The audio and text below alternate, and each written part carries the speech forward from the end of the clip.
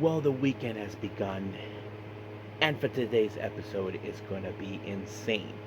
We have four reviews from all of you. Now, the first three are directly straight up from Japan. The first one is the collaboration between both ChocoPro and, of course, Mystery Wrestling, which is run by Evil Uno. So, yes, Evil Uno makes his appearance in ChocoPro, collaborating with them, and it's going to be a fun event. And then we move on with Stardom with the latest New Blood event, New Blood 24, featuring many matches. But the main event features, of course, Ranna Yagami taking on Honma. And this is one of those matches where before Honma retires. And I hope this is going to be one unforgettable match. And then we move on, of course, with New Japan as they begun to road to King of the Pro Wrestling. As you probably know, there's a lot of preliminary matches involving title matches and grudge matches, however it's going to turn out. And then finally we head up to AEW Collision, featuring many matches, of course. As you probably can guess, we have Andrade taking on Jaime Hayter. We even have, of course, Paragon teaming up with Orange Cassidy to take on the members of the Don Callis family, and plenty other more as well. And then, of course, we cap up our episode as usual with some news updates to give you guys updates on what's been happening in the world of wrestling, such as what events and promotions are thrown out, who's booked, what matches are set, including developments that are happening in the world of wrestling as we speak.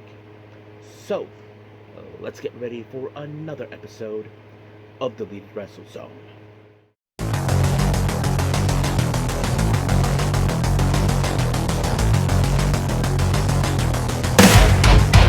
Are you ready? Get up, get up! Get up, get up! Get up, get up! Get up, get up! Get up, get up! Get up, get up! Hey everyone, welcome to Deleted Wrestle Zone, all things that is pro wrestling with AEW, NXT, New Japan Pro Wrestling, TNA, the National Wrestling Alliance, various promotions, wrestlers, matches, and championships. I am your host, J-Rod here. So, if you are new to the channel, welcome. This is a channel we do a lot of pro wrestling reviews from various promotions, not only here in the United States, but also in Japan, Mexico, Canada, Europe, the UK. Anywhere where wrestling is not as big, but it continues to grow. We also, of course, do discussion videos, talk about various topics such as the wrestlers themselves, the promotions, factions, storylines, whatever we want to talk about. We also, of course, do more news updates. If certain information was unable to be on this episode, we can either put it on the next one or on a separate video by itself. We also, of course, do real-time news updates to keep you guys on alert if something has happened in the world of wrestling that needs to be addressed ASAP. We also, of course, got the Nagi Sayaka Watch and various other cool wrestling content as well. So if you like what you see, please subscribe to us or click on that subscribe button. You'll be getting a lot of daily reviews and other cool wrestling content as well. But if you like this episode, please give us a like on the like button or a nice comment in the description down below. Now, enough of the jibber jabbers. So school's in session, so let's begin, of course, with the collaboration between ChocoPro and Mystery Wrestling.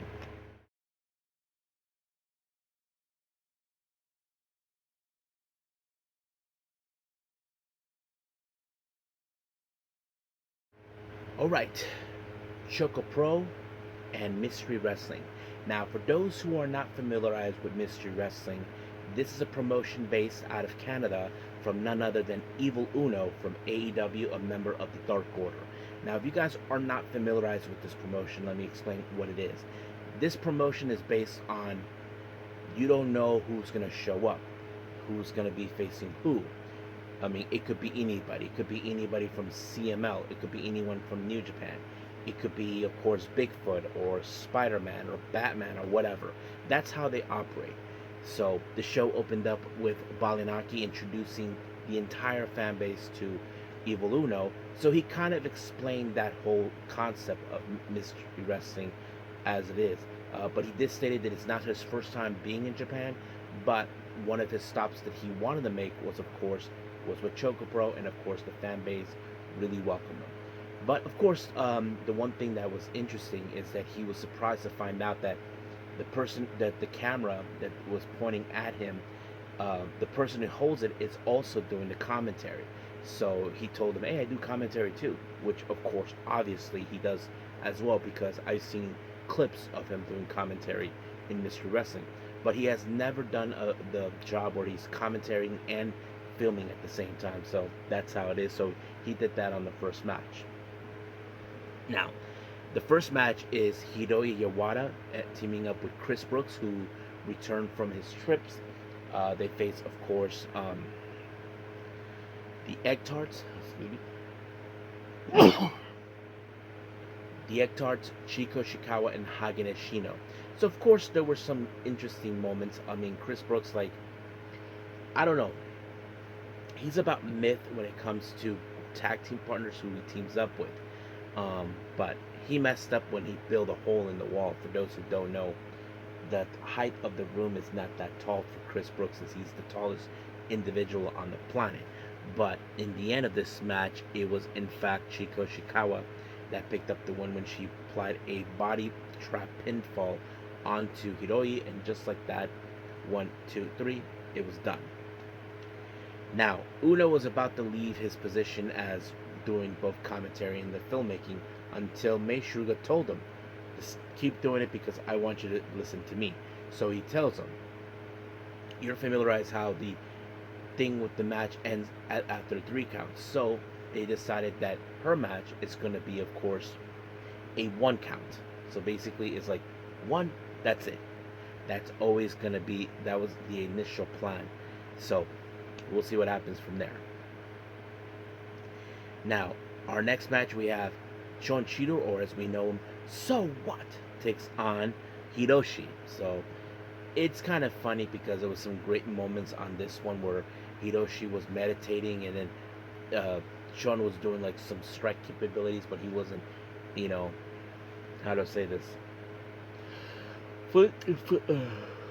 Flinching towards it, but somehow Hiroshi was able to overcome it by applying some sort of body slam onto Shonchiro, and just like that, 1, 2, 3, it was over. Now, our main event, we have Miyu Tsuba. She teams up with her mystery partner, and is none other than Evil Uno. They take on the Best Bros, Mei Suruga and Balin Aki. So, of course, the concept, as you all know, we often mention when we do reviews when it comes to ChocoPro, that the Best Bros are a much better and very good cohesion team. That's always been the case, but in the end, of course, it was Balin Aki that picked up the win on Miyu Tsuba, and just like that, 1, 2, 3, it was over. Now, before they jump into their Jonkin tournament, there was a very interesting surprise in the audience. Now, for those who don't know this, there is some Japanese commentators for AEW. So I have seen pictures of that. AEW does have like people who in Japan who do commentary on the event itself, despite of the time difference, and they were in attendance. And not only that, they were invited to participate in Jonkin tournament, and I can tell you that those guys did not even made it through. Not even Evil Uno himself, but the person that made it all the way through was Chiko Shikawa.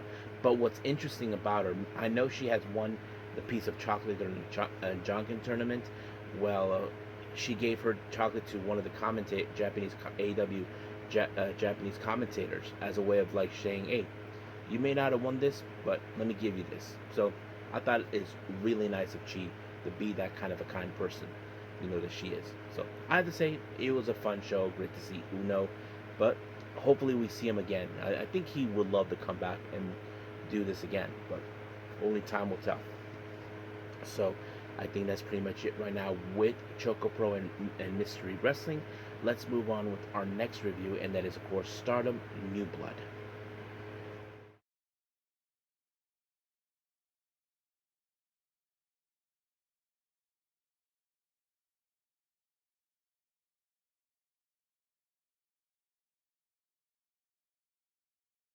Okay, Stardom New Blood number 24.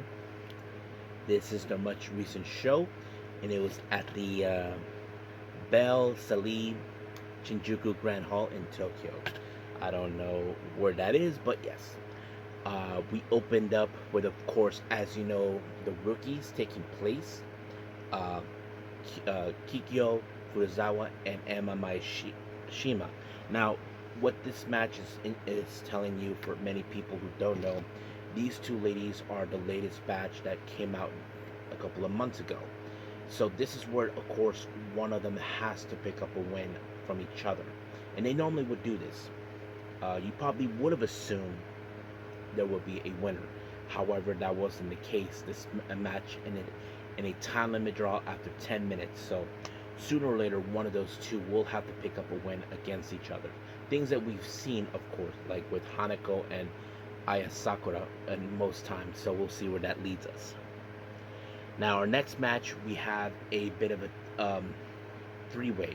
We have Fukigen Death versus Yuki Mashiro. Many of you know her. She is from, of course, she's currently a freelancer, but she originated with Ice Ribbon, and they also have Yuri Him from Stars. So basically, you can tell that when it comes to three ways, it becomes unpredictable.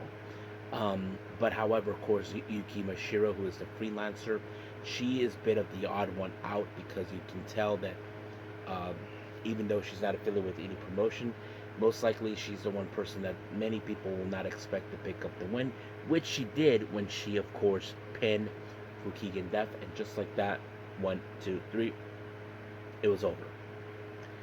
Next up, we have, of course, Riara teaming up with Echika Miyabi. Many of you know those two. They appeared in PPP Tokyo. They take on EXP members Rian and Waka Tsukiyama. Probably you can tell by some aspects that Riara and Ichika would try to get better. I mean, these two ladies have crossed paths in PPP Tokyo before, but this is the first time they actually team up in outside of the promotion where they're at.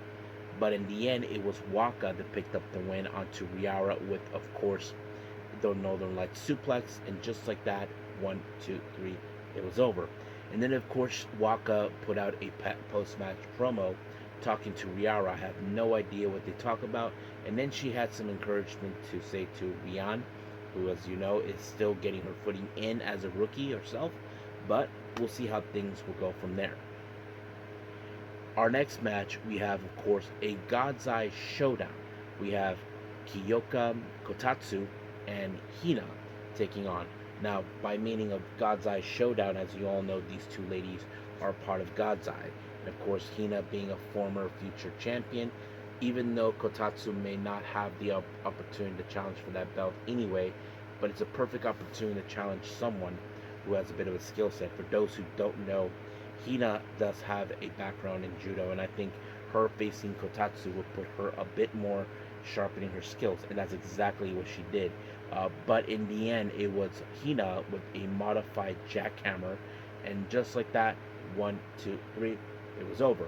But however, during the post-match promo, Hina had some words to say to Kotatsu. I have no idea what she said, but I'm sure Kotatsu is very thankful that someone like Hina, despite of their age difference, is looking out for her, so that's something good to hear.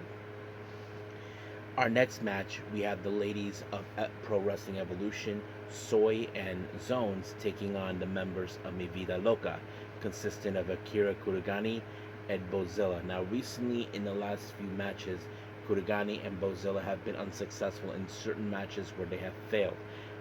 You would have assumed there was going to be some interesting moments. I mean, Zones will definitely try to take on Bozilla, but Bozilla will not back down.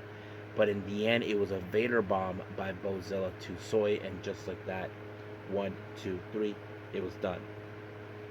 Now, our main event, we have Ranna Yagami versus Tai Hamna. Now, many of you may not know this. Recently, in one of the much recent events with Stardom, when they returned to Korakuen Hall, there was this match between, of course,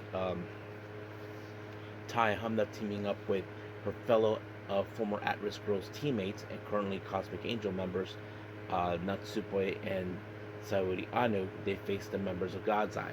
But it was, of course, Ranna Yagami who issued the challenge, and she wanted to do this prior before she retired.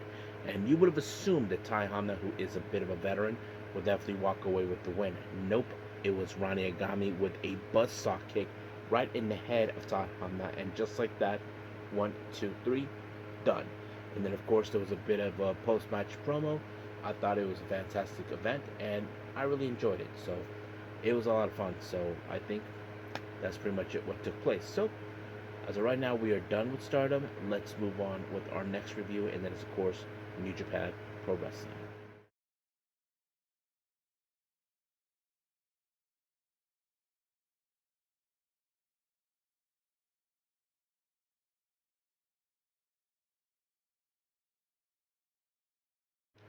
Okay, New Japan Pro Wrestling. We are now in the road to King of Pro Wrestling. We are almost there to one of the bigger shows later on this month, I believe. We opened up with Young Lions taking the stage. We have Zane J and Masatora Yosuda. They take on Tatsuya Matsumoto and Katsuya Murashima. Pretty much it was a very interesting match, but however, many people would presume that the Young Lions either one will pick up the one over the other or a time limit draw. However, that wasn't the case on this match. It was, of course, Murashima that picked up the win when he applied a Boston Crab on Zane J, and just like that, tapped out. Match goes to Murashima and Matsumoto, just like that. Now, our next match, we have, of course, Daiki Nagai, who is a young lion, currently a member of the unaffiliated, former members of LIJ. He takes on, of course, the roughneck Shota Umino. Now, it doesn't take a genius how this match was going to go, because Shota Umino is the strong one. I mean, he knows what it's like to be a young lion himself. I mean, he's been there, done that, and not to mention a former protege and a young lion to Jon Moxley. But in the end, of course, it was Shota Umino with a big lariat, and just like that, 1, 2, 3, done. Now, our next match, we have a bit of course, the rivalry going on between the War Dogs and the House of Losers.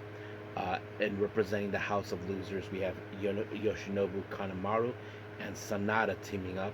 They take on the Bullet Club War Dogs, Joe Maloney and Clark Connors. Now, of course, Joe Maloney hasn't forgotten Sanada's betrayal for what he caused them.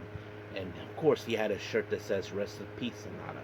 So he's determined to bury him alive. But, however, this match, as you know, because of their rivalry, their hatred towards each other, it didn't go anywhere. It ended up in a double countout after 5 minutes and 2 seconds. So you probably can guess this whole thing is going to go crazy no matter what. Now, our next match, we have Shomakato and, of course, the Ace, Hiroshi Tanahashi, taking on, of course, Yado, and, of course, ELP, El Phantasma, our current New Japan World Television Champion. I thought it was a fantastic match. I mean, it was pretty good. Not to mention, we know that there has been some past between both El Phantasmo and Tanahashi, but this is something different, as you know, because every wrestler wants a piece of Tanahashi before he leaves to retire. Well, he's not leaving New Japan, but you know what I mean. But, however, it was El Phantasmo with the Thunder Kiss 86 onto Shomakato, and just like that, 1, 2, 3, done. Now we got the other members of the House of Losers: Dick Togo, Don Fale, Sho, and Evil taking on Kukai, El Desperado, Tiger Mask, Toriyano, and Bolton Oleg. Now this one is a preliminary match. For those who may not remember, Doki issued a challenge against El Phantasmo for the IWGP Junior Heavyweight Champion, and now he wants it back. Not to mention he lost it by default due to his injury. But of course, Evil is aiming for the Never Openweight Championship. Now, of course, we all know when it comes to the House of Losers, they like to use tactics to ensure that matches will go in their way. But however, things didn't go according to plan for them, because it was Kukai, who picked up the win with a pinfall, and just like that, 1, 2, 3, it was over. However, of course, like the old saying goes, that a loser can't stand a winner. Well, House of Torture are a bunch of crybabies, and they cannot tolerate losing. They decide to attack El Desperado and Bolton Oleg. Evil stole the Never Openweight Championship, and of course, Doiki stole the IWGP Junior Heavyweight Championship. So basically, they claim they are the champions, which is bullshit. But we'll see what happens from there. Now, our next match, we have, of course, Tomoaki Honma teaming up with Yuya Uemura. Bit of a preview. They face against the current IWGP Tag Team Champions, Oscar, and of course, Yudo Ice. Now, remember, Yuya Uemura and Shota Umino are the next challengers for the IWGP Tag Team belts. We'll see how that goes. But, however, this match ended with, of course, Oscar Lobe applying a sharpshooter onto Honma, and then all hell broke loose from everybody's side within, of course, against, of course, the Knockout Bros, and of course Uemura, who would try to dismantle them. But we'll see what happens there. Now, our main event, we have Teton, Hiromu, Shingo Takagi, Yota Tsuji, formerly of the LIJ. They take on the Bullet Club War Dogs, or should I call them the War Puppies. We have Geto, Taiji Shimori, Gabe Kidd, and David Finlay. Now remember, Gabe Kidd is defending the IWGP Global Heavyweight title against, what's his name? Against Yota Tsuji. But of course, this match was going to go back and forth no matter what. But unfortunately, this match ended with, of course, a Gene Blaster onto Geto. And just like that, 1, 2, 3, it was over. And of course, a lot of things happen. Tsuji had some words to say to Kid. But we'll see what happens when we get to their encounter for their match. So stay tuned for that. So let's move on with our last and final review, AEW Collision.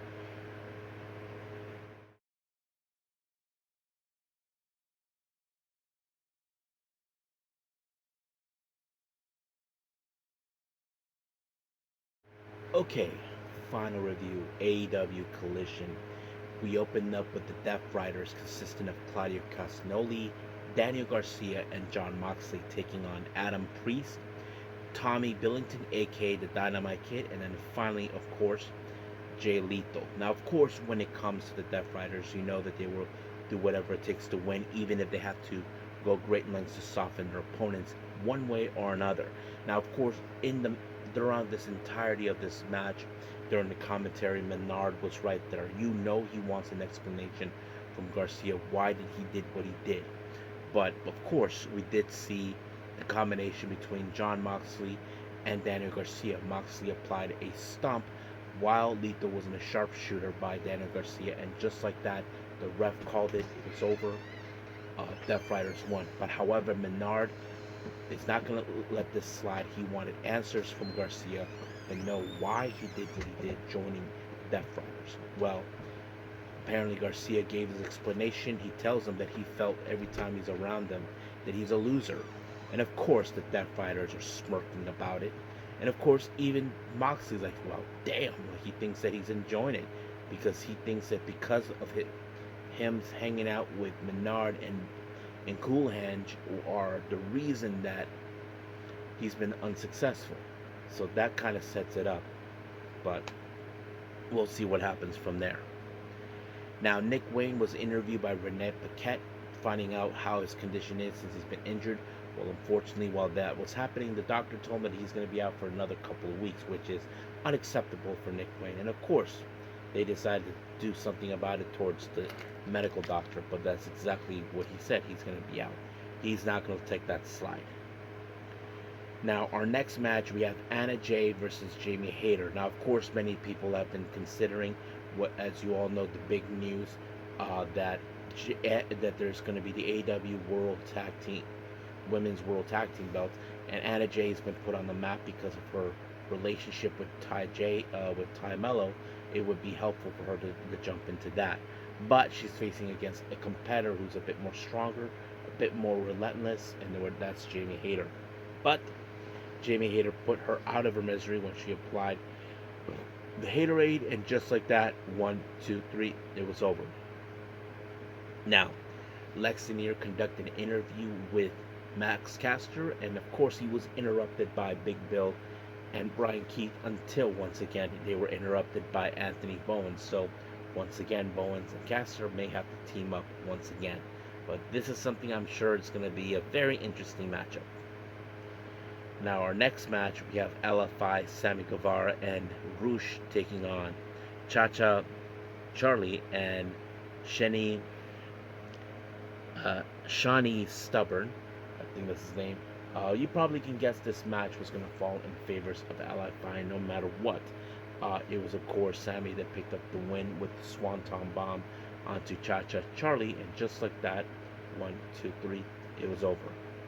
However, Dalistico had to remain in the ring because his opponent is none other than the Mad King himself, Eddie Kingston.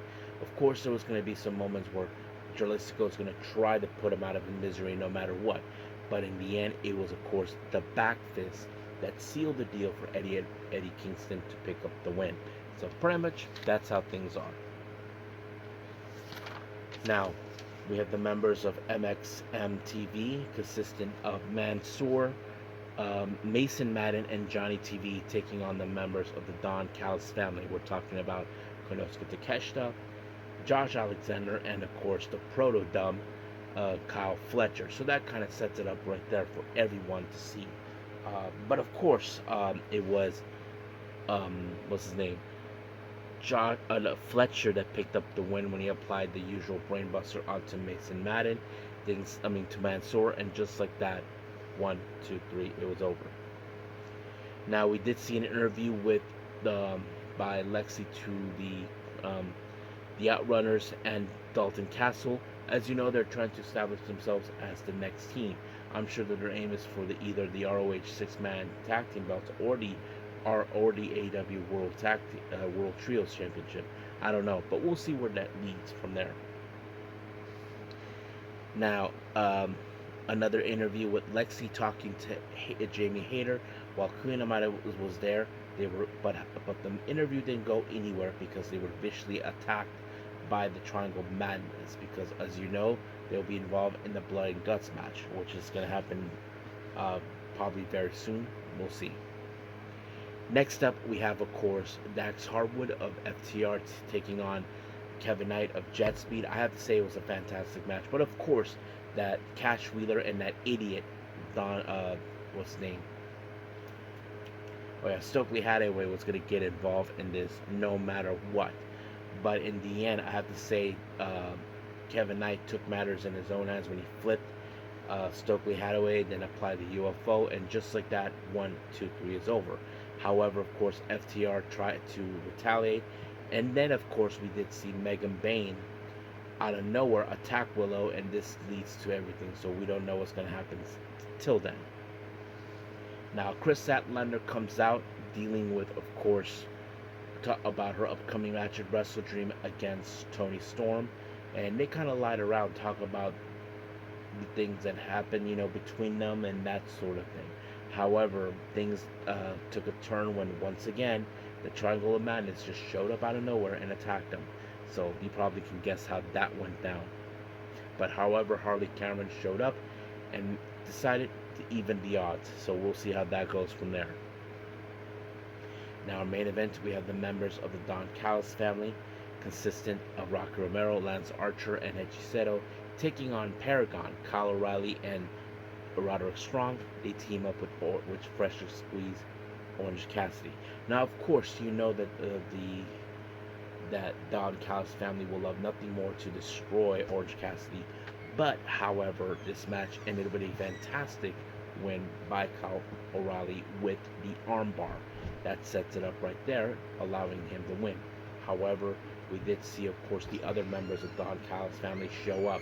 We don't know what it means, but maybe, of course, Kyle Fletcher may pick his next opponent, who most likely will be the one to challenge him for the TNT Championship.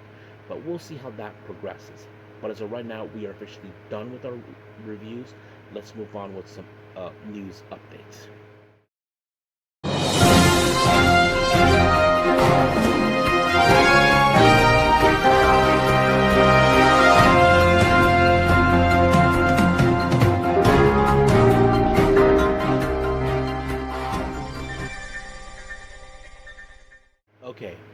welcome to our news updates. Before I proceed any further on this, just to let you guys know there are no upcoming events to announce, so let's just focus on some developments.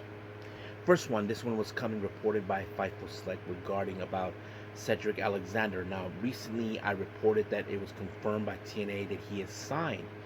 They do have Cedric Alexander signed with them. However, Fightful Select reports that Cedric Alexander's TNA contract will be up soon. However, reports are also saying that they are going to try to retain him, maybe to re-sign a new contract. That is still unclear if that's going to happen or not. So I'll let you guys know when that bridge is crossed.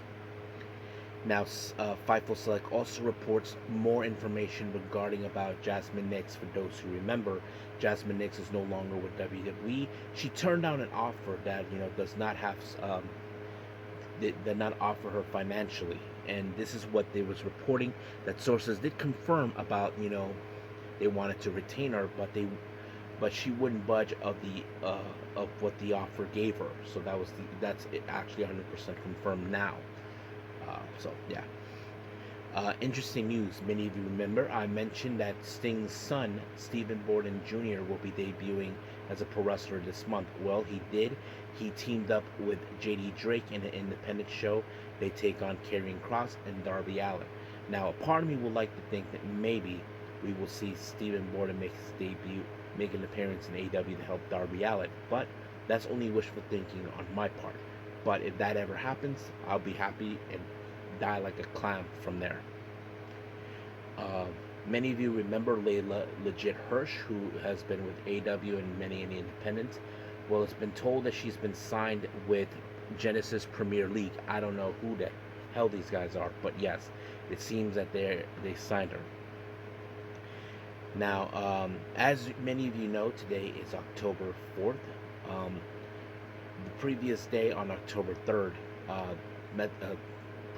Mexican promotion known as The Crash, that normally operates in Tijuana, Mexico, right across from San Diego where I live. I mentioned that Andrade El Idolo will be participating in the event. However, it was foretold that he is now the brand new The Crash Lucha Libre heavyweight champion. So he is the top champion of that promotion. So it's good for him. Now, many of you may not know this. Rich Holland is now out of action. He injured himself during a TNA taping, so it's been like that. So yeah, so that's practically the news and developments that have been happening. So I think we're done. Let's call it a day. Well, I hope everybody enjoys this episode. Coming up, I haven't decided yet what I'm gonna do, so we'll see how it goes. So I'm just gonna wing it. So yeah, you heard me right. I'm gonna wing it. So it's still not confirmed yet. I know I'm behind on some of the Yoshi wrestling events.